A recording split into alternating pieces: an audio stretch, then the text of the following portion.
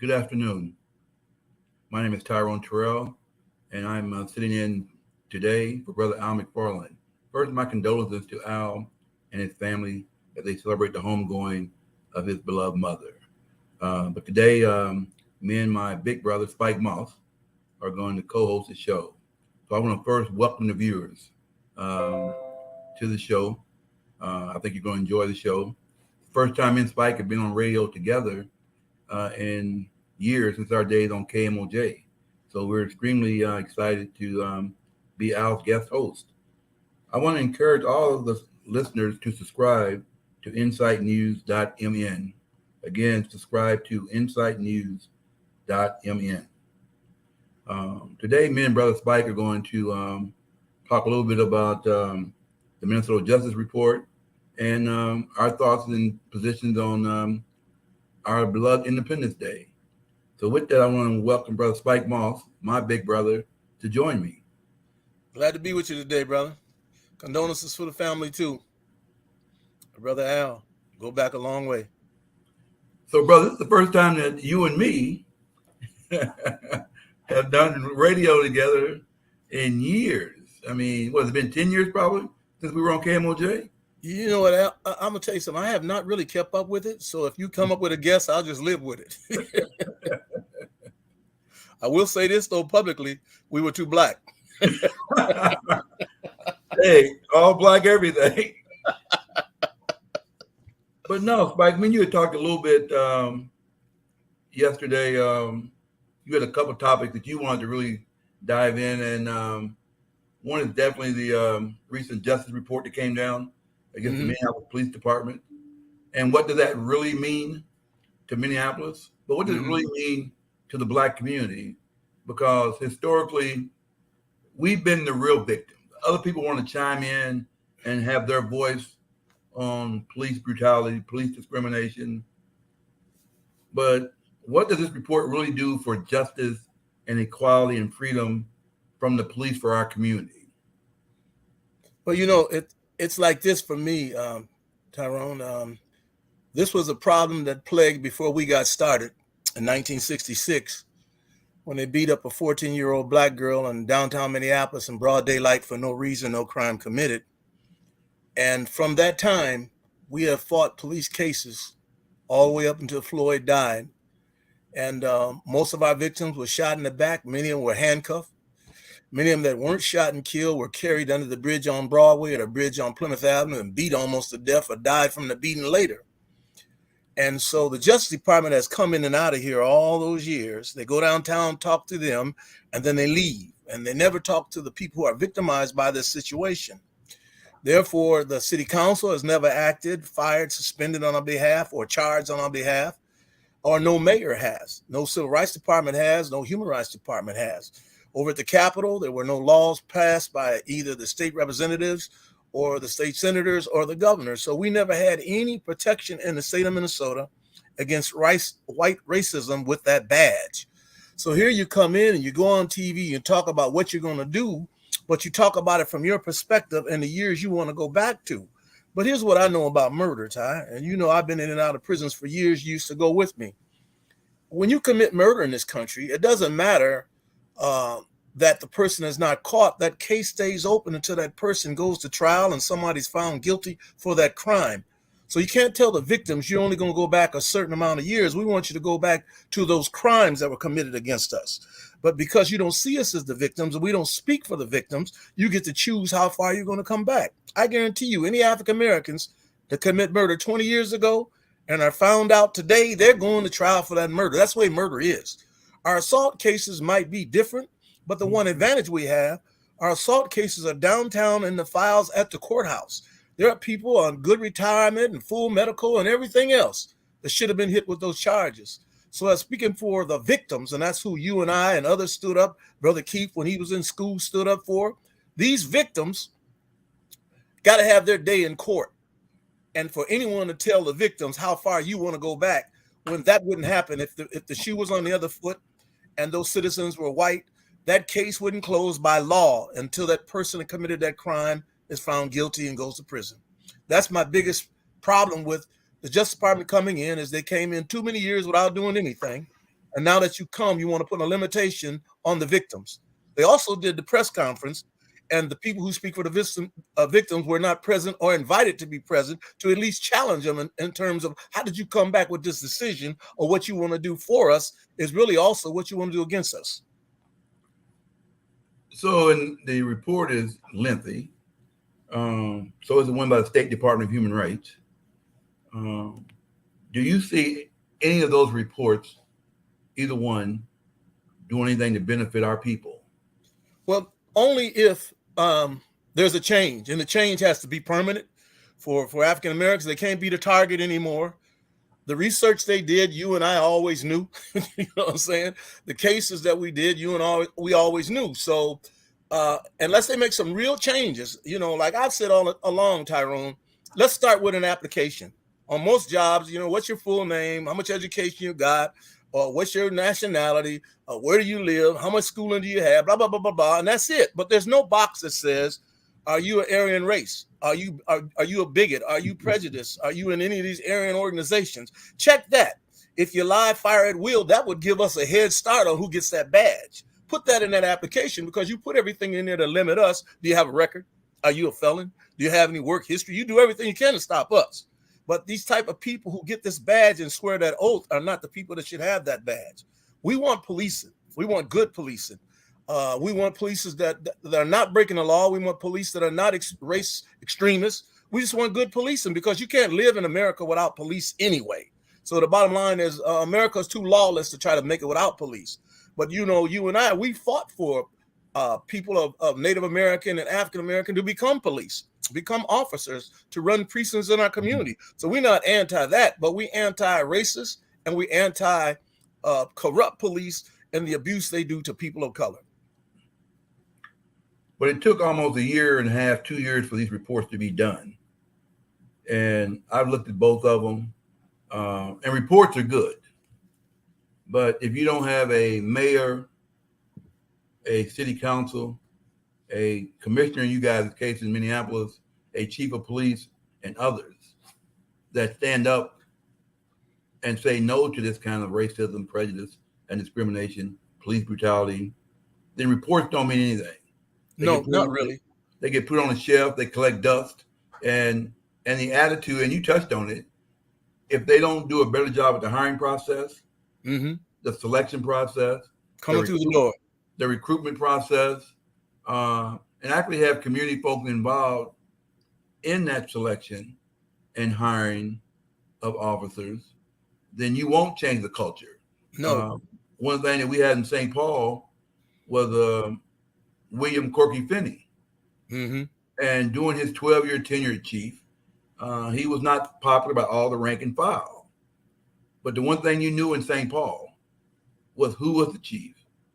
And everything stopped there. And until you have that kind of leadership in your department, where it's not about making officers fear the chief, but they have to respect the office of the chief. And until you have a chief that's going to stand up and put it in to that kind of behavior, then it does continue. And so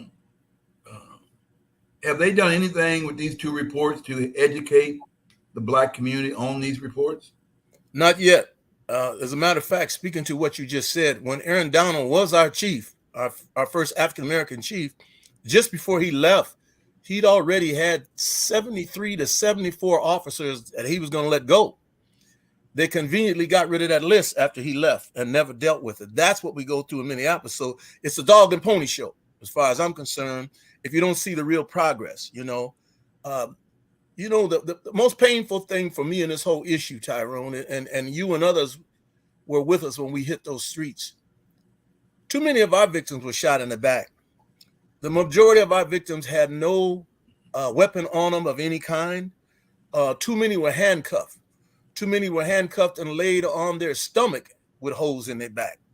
So it's a different situation when no one will stand up at any level and do the right thing about these cases all these generations. I don't know if you remember Sale Scott, which was the one that caused the way to be closed. All he was doing was coming from work. He was getting married in a week. He bought a house, a new car. He was coming from his job. He saw a man hanging upside down from the car. He stopped in the middle of the street, turned on his blinkers, see could he help, but it was really a police sting. They said in the morning, Sil Scott came at them and they were forced to kill him, no crime committed. But I had the actual pictures from the coroner's office where he was ordered to hold his hands up. And I could prove it because he had his hands in the air and the person fired the shotgun from the rear of his head. His skull bones was in the back of his hands, and the meat from his brain was up his arms on his hand with a cocoon across the car. You shouldn't lose a case like that, but yet we lost it. So when you look at that, and Tyrell Nelson at 15 years old, who you shouldn't have been at that party bothering those kids, nothing had happened. You run him out of there with guns. You said he came at the cops too, and you shot him in the chest. But I'm in the emergency room with Reverend McAfee, and we're looking at a hole in this young boy's back, 15 years old, the size of a coffee cup, straight through to the bed he's laying on, and was never shot in the back, had no weapon, no crime committed. Those are the easiest cases we should have won. We still lost. So Wilbert Nichols, who was handcuffed, laid on his stomach, handcuffed in the back, was shot on the ground. The bullet holes went straight through to the ground. We can't win nothing here because of the hate at every level. The county attorney wouldn't charge him. The city council wouldn't stand up. The mayor wouldn't stand up. So we never, ever got any help. So when you say what they're going to do, you got to deal with all of that for me. You got to go back in them files for me. But based on that history, Spike, and brother, I remember all those cases all too well, particularly Tyrell Nelson, South Rain Scott. But there were others. But that's why I go back to the question of, will these reports do anything for our people? I mean, they're reports, 300-400 pages. I'll speak to it like this. The Justice Department made a commitment at that last press conference we did over South at Bethel's Church, the Unity Community Team, and they brought several Justice Department people in. They swear they're going to talk to the community. I don't believe they can talk to community people and not come up with what we need to hear. Because most of them who are standing up the way you did, the way Brother Keith did when he was a teenager, if you interview them, you're going to get the meat you need. We're going to see what you do with that meat when you get it. That's all I can say about that. But I would never, ever say you're really ready to do it correctly when we still got all these open murders all across America that speaks to America and its police and people of color. And most of these cases, they're walking away from the way they were walking away from in Minneapolis and Minnesota. So I don't know, when the country hasn't changed before you and I got here, it was that way when you and I got here, that this generation now is looking at what we looked at. It's hard to say because these people are handpicked from the Justice Department. And that doesn't say to me you're going to deliver. That just says to me you sent them to town, but you've always sent them to town. And every time we left, we got nothing. So then I guess it's frightening in some ways because most of our people, boots on the ground, don't even know about this report, don't really care about this report. All they want is a change in the treatment. In Ramsey County, our Ramsey County Attorney John Choi, along with the St. Paul Police Department and Mayor Carter, put a new thing in that officers would not stop people based on something hanging from their mirror, a tail light being out, tinted windows, and what we're being looked at really as predatory stop. We're trying to get other police departments within Ramsey County to adopt that. And what happens is the computer will do this. They will see you have a tail light out, right? The officer will be able to put in the computer, send Spike Moss a letter saying your tail light is out, 30 days to get it fixed. You'll never even get pulled over. Is anything like that being considered that in Minneapolis and in Henry County, where our largest Black population exists? Well, I haven't heard that, but I'll say this about that, Tyrone. When you look at these things that they intend to do, you brought up the study that the Justice Department is doing. Now, do you remember the study they did that we were 3 or 4% apt to have something illegal in our car, but white people were 19% Mhm. having something illegal in their car, but we were the ones being pulled over. But that harassment empowers them that I can mess with you when I want. I can pull you out of the car in a rainstorm and make you sit on the ground, lay on the ground. I can pull you out of the car with snow everywhere, freezing cold, make you stand outside the car, lay in the snow. All that was part of humiliation, of empowerment, and what white people would consider white privilege. And so they didn't see anything they did wrong. As a matter of fact, a good example was when Al Flowers' case came up from getting beat by the police, and the lawyer said in the courtroom in front of all of us, "What gave you the right to beat Al Flowers the way you did?" And the officer who led that attack stood up in the courtroom, Minneapolis, and he said these words, "White privilege," and then he sat down. That's the attitude that you're dealing with when they stop you, is they're clear that this is under white privilege. So, based on what we're talking about, what we've said so far, the reports don't mean a damn thing. Well, I would say this, you're right, but I want to see also. But I also want to see young people understand, if they fail you, then put your feet to the street. If they fail you, don't let injustice become the call of the day. You still want your freedom and your justice. So if they come in with a bogus report, which I would expect, because that's where you're coming from, then put your feet to the street. It ain't over till it's over. We've had enough of the injustice, and we've been going through it too long. I can only imagine in the early 50s when I was a child, what were they going through? In the 40s and 30s, what were they going through? Because you couldn't even get to court. You just was dead. Right. And so you have an opportunity to at least push back. But I'd like to have hopeful thinking, but it's kind of hard, Tyrone, when you fight from 1966, case after case after case, and you win 99% of your lawsuits, but you lose 100% of all charges against white officers that you can prove are guilty, and got facts. Even when they gave me people who were shot in the back, and I went to the Urban League and got money so they could pay for pathologists for those families and prove they're shot in the back, we still lost those cases. So I won't be surprised at nothing they do. I'm gonna watch them do it, and I hope they interview some people who understand this and not people who don't. And if they don't, our facts won't be there, our information won't be there, and it's hard to believe you're going to do it if you had that interview and the victims weren't standing there with you telling you what they wanted. So you said something earlier that the victims weren't standing there.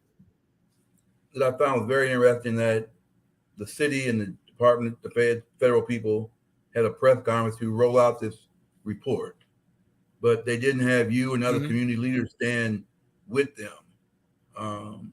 So that the community could at least have some trust in the report. A lot of times with these kind of reports, they give it to community folks, particularly key community leaders, prior to it even being released. So you can take a look at it and be prepared to stand up at a press conference and support it if you've seen it, right? But if you haven't seen it, I wouldn't want to do a press conference with anybody and say I support something that not to support it, though. Not to support it, to take your position to that table because you know it's missing. You can't support something until it's done, but you got to take your issues to the table because they just missed you, and they just missed the years you've been going through it and chose the years they want to deal with it. You can't support it till it's done. And then I'll say this about that, Tyrone. Why mediation was meeting in that last 7 years or whatever, all hell broke out in Carolina. The Justice Department came to Carolina and they got all the facts, all the information through the research you're talking about right now. They took the research back to the U.S. Justice Department and Carolina was left alone. So to your point, they're going to have to show me, because this is what they did to Carolina. And they had all the cases, they had everything. They got all the information and disappeared with it. So we have two reports, and based on what you're saying, brother,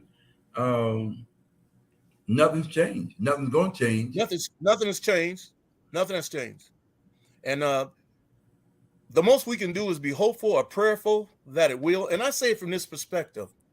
And I want you to imagine this. If you're not willing to finally do the right thing in this state with everything that everybody knows, you're going to push some kids in a situation to shoot first just to stay alive. And you're shooting people with badges. We don't need that. They need to do right. They need to let these kids know we will give you respect. We will treat you as human beings, citizens, and taxpayers. We need to let them know that. Do not tell them survival of the fittest. That's not going to go good at all. And it's going to change all over the country if they don't change. They witnessed enough of it, Tyrone. I mean, even when Floyd died, look how many killings happened right after he died. Like it's a joke. Just kill some more. And then you got to the point, I'm going to kill your women too. I'm already killing your men and your young boys. I'm going to kill your women too, who bring forth your future from their bodies. So I think you're pushing them somewhere where I don't want to see them go. And it's really survival is what you're pushing them to, because I can't trust you that you're going to take me to jail. I can't trust you that once you get the cuffs on me, you won't beat me or shoot me. I can't trust you that you won't take me under that Broadway or that Plymouth Avenue bridge and beat the so-and-so out of me. So if that's the signal they're going to send, then we're going to be in more pain. So we can't afford to let them, to your point, get away with that. They're going to have to take this study and act on it. And we got to demand they do for the salvation and the right for our young people to survive. Because if you don't, our young people are going to protect themselves. I already know it. But how does a study, no matter how well it's written, change the racist culture? And I believe it's one of the most racist cultures of any police department in the country. Matter of fact, even 8 miles difference between the St. Paul PD and Minneapolis PD is night and day. So do you believe that a report from the Justice Department will really change the culture of MPD? And that's why I raised the question about the fact about Corky Finney when he was chief in St. Paul, and he laid the foundation for the culture that went from Harrington to Smith to Tyler Axtell, and we're working on our new chief. He needs some work. We're working on him. But I look at Minneapolis, and you mentioned earlier our beloved Chief Arredondo. And I don't think the community really recognizes what a great loss that was. Total loss. To lose that kind of chief with that kind of commitment. And so I haven't met the new chief. I really had a need to for Minneapolis. But if he's the right leader at this very difficult time in our city. I met with him. He is serious. He does know the situation. They can't fool him. And he's doing everything he can do to change it as fast as possible. But here's our problem, Tyrone, that speaks to what you're speaking to. No, a piece of paper can't change a culture that's been back in this state since the beginning of the state. When they did it to the first Native Americans, when they did it to the first blacks in an anti-slave state that made us slaves. That culture and that history is so deep that the second to the last study they did, it was the worst 5 states towards African Americans in the entire country. And of those states, it was Wisconsin was number 1 because of Madison and Milwaukee. It said Minnesota was number 2 because of Minneapolis and St. Paul. It said Iowa was number 3 because that discrimination and stuff was blatant from the top to the bottom, even though they don't have a black population. It said Illinois was number 4 because of the discrimination, the denial of opportunity, the mortgages, the businesses, and such. But it said Michigan was number 5 because everything you can think of from the top to the bottom was wrong. That means that the Midwest is worse than all of the South and what we thought about the South. So these individuals come from that culture in this state. So to your point, it's kind of hard to change the culture that they brought up with. And I'm going to say this even if it insults somebody. You and I both know our mothers were 85% of our nurturing. That's who told you, Tyrone, you got your shirt buttoned up wrong, button it up right. You got your shoe on the wrong foot. This is how you hold your fork or your spoon. Don't sing at the table. They give you everything to do with your nurturing. So when them white kids come out of those suburbs, their nurturing teaches them racism. You are 5, 6, 7 years old. You might not know your own full name. You don't know your mama's full name. You might not know your home address, your home phone number, but you know how to point us out, identify us, and say that word. And so as long as those nurturers teach that in every suburb in Minnesota, wherever these officers come from, they already come with this racist concept, and they want to live under that. But it also, because you get white privilege, which is a benefit from it, why not stand on it? So in Minnesota, yeah, they make them to order. And I'm sure you in your lifetime has seen a small white kid who pointed you out and said that word. You can't live here and it not happen. So the nurturer plants the seed very, very young. And even though you and I don't live in their neighborhood, we're not exposed to them, that kid will point you out in public and say that word. So that means that in Minnesota, it runs deep for generations. It has not went anywhere, you know, and in every level of discrimination, not just the beatings, we are last in this state. We're not even 1% of nothing in this state. So when you understand that, to your point, that would be a hard concept to think. You put it on paper and Minnesota whites who've done all this crazy stuff will change. You know, that's, you know, when you just look at the Native Americans alone, what was done to them, you know, you had plenty of time to change. I mean, to sit there and say back in the day in Mankato, we're going to hang 400 Native Americans in one day, no crime committed, men, women, and children. And for Abraham Lincoln to say, I can't let you hang that many, go to the Capitol steps and count those steps, and that's how many you can hang, and they hung them anyway. So by the time you got to us in slavery, in a non-slave state, this mentality just grew and grew and grew. And I don't believe there's any corner of Minnesota where what you're standing on don't live and live well and live large. I don't believe it. Which, and when you bring up our indigenous community, it makes me think about all the battles that we fought with our brother Clyde Bellecourt. Without a doubt. And he would be right now with that police report out front with you and other leaders wanting to know how they're going to make policing better in our state. Yeah. But we only got about 18 more minutes, but I wanted to spend some time on this 4th of July, Independence Day, that just took place. And it's funny, we haven't even really talked about this, but I had folks asking me why I don't celebrate it. I said, well, it's not mine. They said, well, yes, it is. I said, no. On August 4th, 1776, our people were being raped, murdered, castrated, sold. Anything that they wanted to do to us was being done. And that's why I never tell people, I never fault when I hear white people brag about this day, because it is their day. They got their independence from the people in London, England, and in Europe. But it's not our day. And I was talking to my Uncle Sonny, he's the last of my dad's 7 siblings, who's 91 years old. He talked about a date that most Black people know nothing about. Is August 4th, 1865. And he talked about all as a kid growing up in Kansas City, he talked about all the parades and barbecues and parties and dances that took place on August 4th that Black people never celebrated. July 4th, 1976. And so what made you want to talk about July 4th?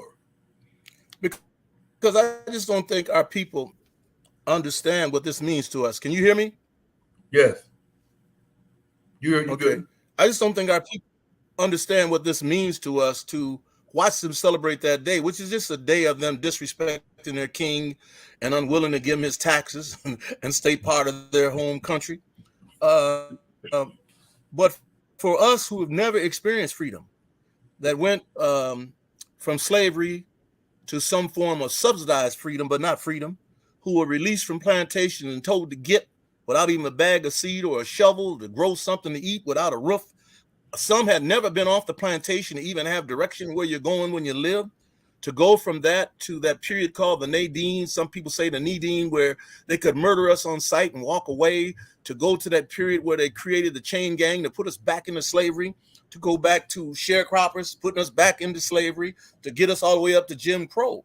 So until we are fully under that piece of paper called the 14th Amendment, that says that all men are created equal with certain inalienable rights, except for the African American, he's 3/5 of a man, and the Native American, he's other. So we are given some privileges, but we're not under the law where we can be protected from one of their votes to change things and back up things that will harm us. So we shouldn't be celebrating their day of freedom and have not participated and had our own day of freedom in this country as human beings, taxpayers, and citizens. We're still called another race when you know yourself there's only the human race. There's different nationalities of people, but America is still promoting different races of people like it really exists. And so when you understand that, we need to celebrate our day of liberation. And until we have our day of liberation, there's nothing to celebrate. I also believe this, Tyrone, and I'm sorry to say it, but I believe it. For us to even survive in this country, we probably have to have sovereignty land somewhere. Sovereignty land where we can protect ourselves and live in our own space, so that whatever reparation we get speaks to building our place where we were born, not by choice, stolen, but born. That's the only way I think we would be protected as a people, because I don't think America has it within itself to change. And let's say they would change. How many more years will it take? America is the second coming of the empire called the Roman Empire. And if you know anything about the Romans, it imploded from the inside out. We'd have to wait for this new Rome to implode from the inside out. So I'd rather be working on sovereign ground and sovereignty so we can finally live in peace in this country and not be under the exploitations and pressure of the discrimination, denial of opportunity, and the racist attacks that we've experienced for decades. And so when I talk to people about what Frederick Douglass said and others about the 4th of July, the hangings on the 4th of July, the number of things that are taking place across America. And I just happened to have on TV the other night that movie Django, right? And even the scene where the brother was had told the slave master he didn't want to fight no more. And then I always have to change when they put the dogs on him, because that was that happened. You know, that happened to us during that August 4th, 1976 period, and before that, but even after that, or putting you between two horses in front of your wife and your children, ripping you too, and rip you apart. And so I understand people. You can still celebrate that day. When I say celebrate with family and friends, but don't celebrate the independence part of it, because you weren't part of that. That didn't include you at all. If you want to spend time with your family and your friends, do it. But there has to be an educational component to that. My Uncle Sonny, at 91, said that when we got off our phone call last week, he's going to bring all his kids and grandkids together, right? And tell them about August 4th. 1865. Because he said if he don't tell the grandkids and his kids and the great grandkids, they won't know. You've heard me say it 1,000 times. Two of the worst things that happened to Black America was Brown versus Board of Education, when we stopped educating our own students. We said to white America, you take our students and educate them. And the other one was the Civil Rights Act of 1964, who said we can drink out of your water fountain, sit at your counter. And I know the architects of the Civil Rights Movement, Dr. King, who you know I love. I got more pictures of King in my house than I do my kids. Didn't foresee or didn't have a crystal ball to say to lose all the Black restaurants, the Black hotels, the Black everything. With this integration policy. What we probably should have said is y'all keep your white fountain. Give us one separate but equal. And we should have got the same thing for our schools, because we don't educate our kids. Our kids have no clue about who they are. And a good example is that holiday July 4th, Mm-hmm. 1776. And anybody can prove me different that on July 4th, 1776, in this country, we were doing well. I remember the 200th celebration in 1976. We weren't doing that good. Mm-hmm. 1976, 200 years later, we're still fighting civil rights cases. And to be honest about it, brother, and you talk about winning your court cases against police, these things right here all about that victory, that and body cameras. Proof. There you go. Well, you always had proof, but it wasn't white proof. We didn't have credibility. Great. There you go. You didn't have the proof. Yes. It was necessary to go in a courtroom and convince 6 or 12 Minnesotans that a officer with a badge on his chest would do a crime such as the murder of George Floyd, Philando Castile, Boogie Winston, you name it, Jamar Clark. You know what I'm talking about? So technology has really been one of our best civil rights weapons. Because they had no way to deny it. Had no way to deny it. See, we had no credibility with white people, so it didn't matter where you got the white jury from. It was going to be a kangaroo court. It's that simple. But to your point, that suffering matters. You and I, our ancestors, if they had one wish, they'd wish we remember them. That's right. They'd wish we remember what they went through. Brother, say that again for our audience. Our ancestors would wish we remember them and their suffering, because when you talk about tying us between horses and oxen and ripping us apart, boiling us in oil, tar and feathering us alive, castration was popular for Black men. And even when they finally counted the lynchings after slavery, they still found over 4,000, 2,700 or so in Florida alone. No one ever went to jail for the crimes they committed against men, women, and children of African blood from the west coast of Africa. So for 240 years of slavery, it wasn't just slavery, it was pure hell. And it's on us to let our ancestors who were smiling down on us with tears falling from their eyes, they wonder, do you remember me? They wonder, I went through too much for you to write me off for what I was subjected to. Remember me and tell the people about me. Tell them about the lashes in my back and how they dumped salt in them. Tell them about the women who put boulders on their chests and drowned themselves in lakes and creeks so that babies wouldn't be born in slavery. Or the women that jumped off of cliffs and mountains so their baby wouldn't be. The women that sat there in every way they could to cut the baby's tendons on their legs so he'd be handicapped and wouldn't be under the whip of slavery. They have no knowledge of the pain that we went through, that it wasn't just the women they raped. They raped the men. Some were homosexual. They raped the little boys and the little girls. He decided when you were a woman based on your monthly. At 8 or 9 years old, you're at the master's house and your mom and dad can hear you screaming all night. And I'm saying that we have to remember that as we push forward and fight forward, that we're speaking an opportunity, you and I right now, to speak about our people that they never were allowed, Tyrone.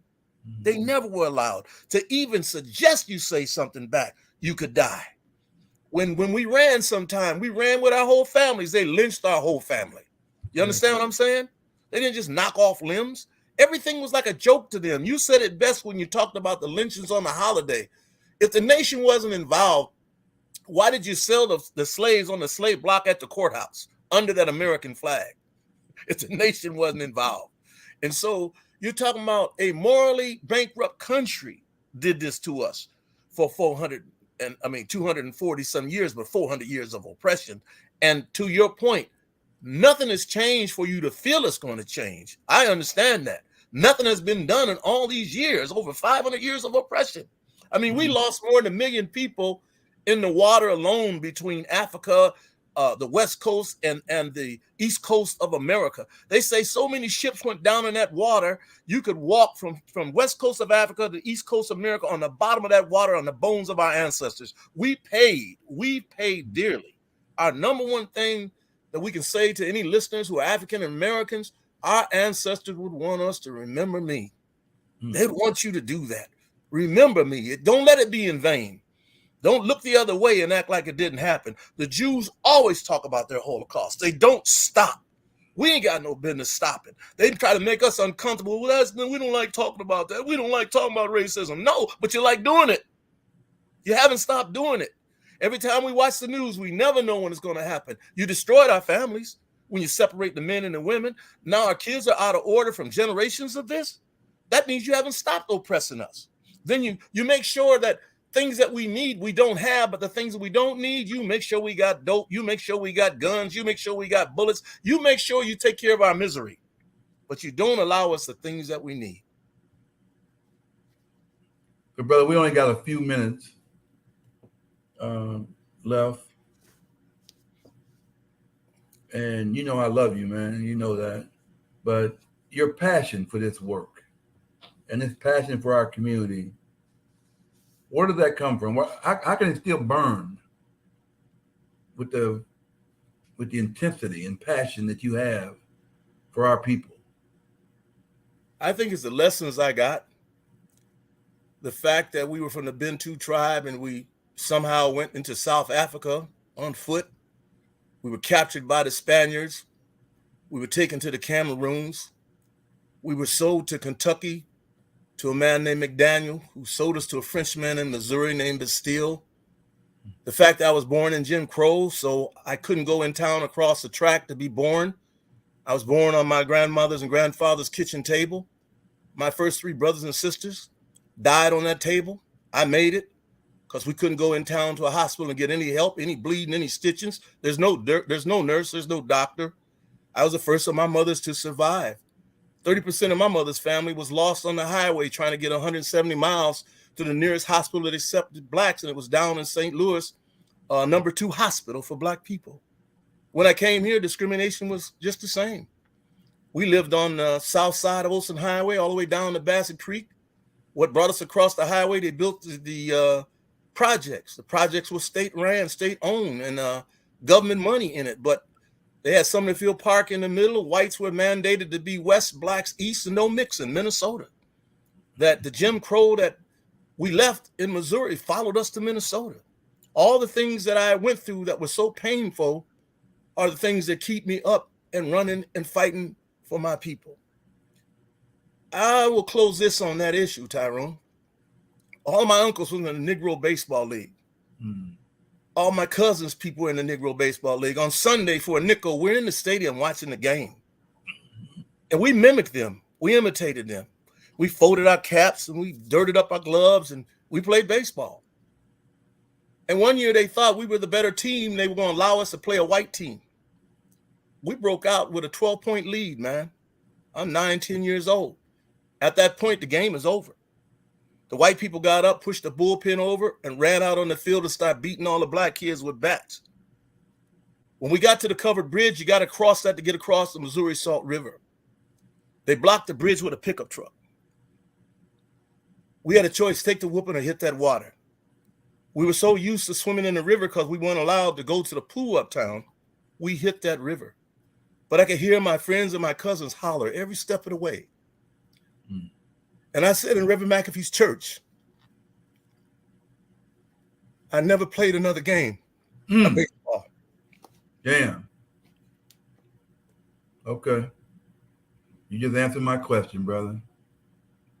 That's where that passion comes from and remains burning in you. And so I'm going to turn it back over to Sister. Again, this is Brother Spike Moss, Brother Tyrone Terrill'll. We're definitely not, we're subbing at best for our good brother Al McFarlane and his family. Again, our sincere prayers and condolences to the family. But we've loved the opportunity to be with the community. Take care.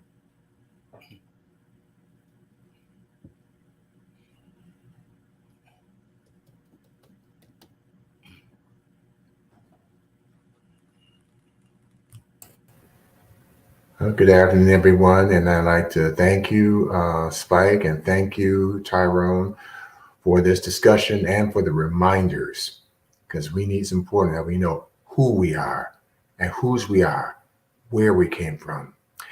And I also send out my prayers to Brother Al on the loss of his mother. Okay. Well, as book review editor, I will be introducing you to our guest author today. She is a certified etiquette trainer and business coach. She is the CEO of Life Etiquette Institute. She is an author of Myah Is Introduced to Etiquette and Manners Are Memorable.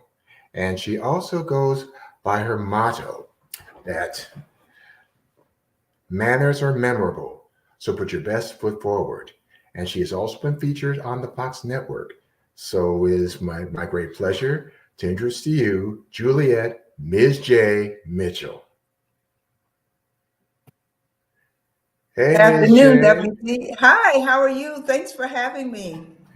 Oh, yes, it's a pleasure to have you on the show and look forward to you talking about the history of life etiquette, your books, and of course, later on, we'll talk about an event that you have specially planned. So I'd like to start with where did your passion so far as etiquette begin? And how did that evolve?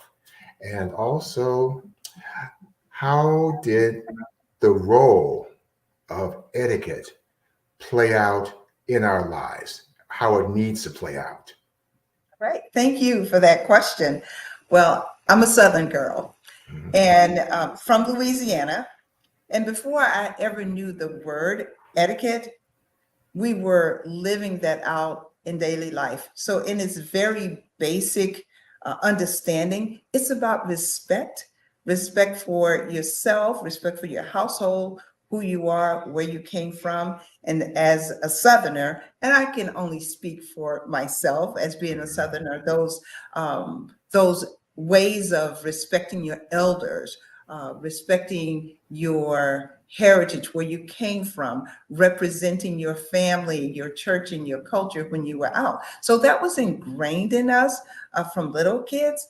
And plus, I came from a family of 10 kids. There were actually 11 born, one deceased as an infant, but we all grew up together. You're talking about mom, dad, and all those kids in one small house. If you didn't have a way of being together, of doing what you're supposed to do, respecting other people, giving them the space, cleaning up after yourself, then it would be total chaos. So if you take that concept and bring it forward, somewhere along the line, I've heard this word etiquette. I was going, we already do this, right? But everyone are not raised with those same manners, actions, and behaviors, and it has to be taught. We were taught. I realized that some people were not taught those things, and I saw how it served me in life. And if it served me, it could serve other people. So it kind of evolved over time. I saw how doors opened for me or closed based on how I represented myself, how I treated other people, and that basic respect that just kept coming over and over again. So that became my life work after living that out in my own life, in my education, and in my career. That's wonderful.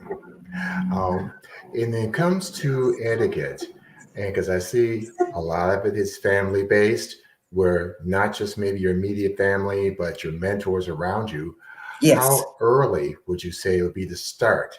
And if someone has never been taught it, what would be some of the best ways to go about teaching and coaching etiquette? You can actually start teaching etiquette from when your kid first start learning, right? Because we look at kids who are preschool and kindergarten age, and if they're not taught those basic ways of being in the world, you end up getting suspended in kindergarten, put in the corner, whatever consequence that belies that. Even at home, if you learn how to pick up after yourself, that's etiquette. Let me give you maybe a broader understanding. When people think about etiquette, they go, oh, yeah, being nice and polite and teaching people how to eat and how to use a knife and fork. And yes, that's included. But before you ever get there, it's about the way that you treat people and the way that you carry yourself. The manners is the way you do things. The principles is that you treat people well and that you respect other people. So at every age of development, there is a way of being. So certain things that a 1-year-old should know by the time they get 2, by the time they get in preschool and high school, by the time you go off into the work world, if you're not taught how to be with people, how to conduct yourself in a classroom, how are you going to conduct yourself in college? If you don't know how to live well with your people, how are you going to live well with a roommate? If you can't get up on time and get to school, how are you going to get up on time to go to a business? So in every area of life, which is why I call my work life etiquette, how to be in any situation. Thank you. Thank you. So tell us more about your books, about Myah Is Introduced to Etiquette and Manners Are Memorable. So let me finish the end of Manners Are Memorable, because you're going to see that again. It's Okay. Manners Are Memorable at the dining table. So that was my first entree into becoming a published author. And I see some things that I'm going to do different the next time, but it was just laying the groundwork. In other words, before you even start eating, you need to know the lay of the table. So that first book is about, what does all this mean? And let me give you a little more inspiration for that. I have a gentleman friend who had some challenges in life and ended up doing some time in prison. He wrote a program which became very popular and being accepted all around the country. So with some notoriety, he was invited to an event. It was a banquet, a gala of some type. And he was all dressed up in his tuxedo. And he's at the table, and he looked at the layout and said, "Oh my God, I don't know what to do." So I said, "What did you do?" He said, "I didn't eat."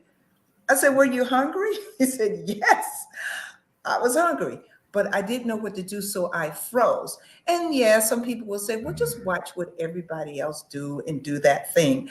But in that moment, he lost all personal self-confidence, confident in one area of his life, but wasn't confident at the dining table. So he sat there, and if you don't eat, people are going to say, "Well, why aren't you eating?" "Oh, I had something before I came." I said, "Were you hungry?" He said, "Yes, I was."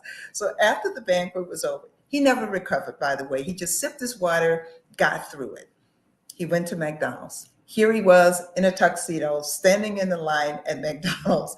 And he said he looked around, and it was 5 other people from that gala that was at McDonald's. So I guess they didn't know what to do either. But he said at that moment, he wished in all of this teaching and learning and grooming, no one ever taught him what all of this meant and how to use it. So oftentimes we find ourselves in this casual world, eating with our fingers. We've come full circle with that.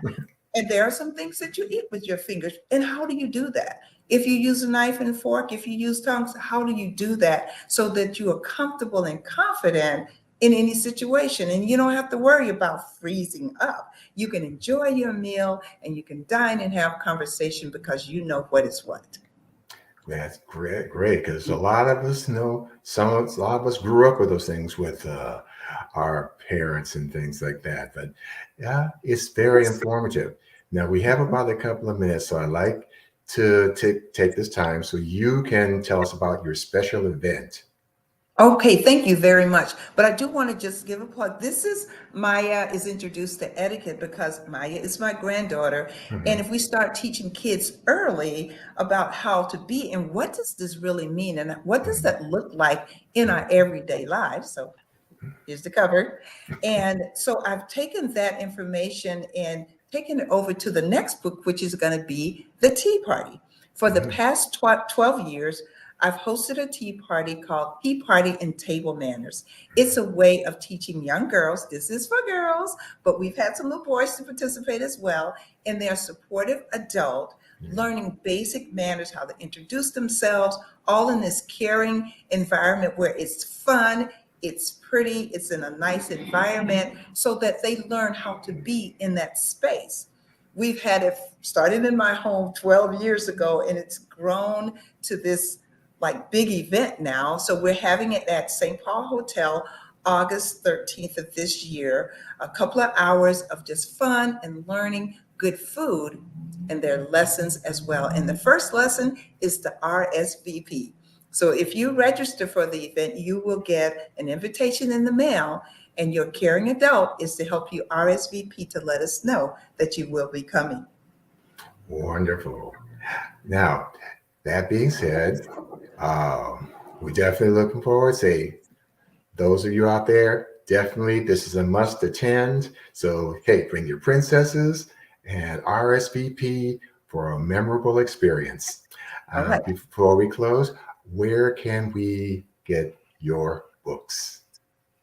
You can get my books on Amazon. And if you go to my website, there will be links there as well. And you can always get in touch with me at lifeetiquetteinstitute@gmail.com.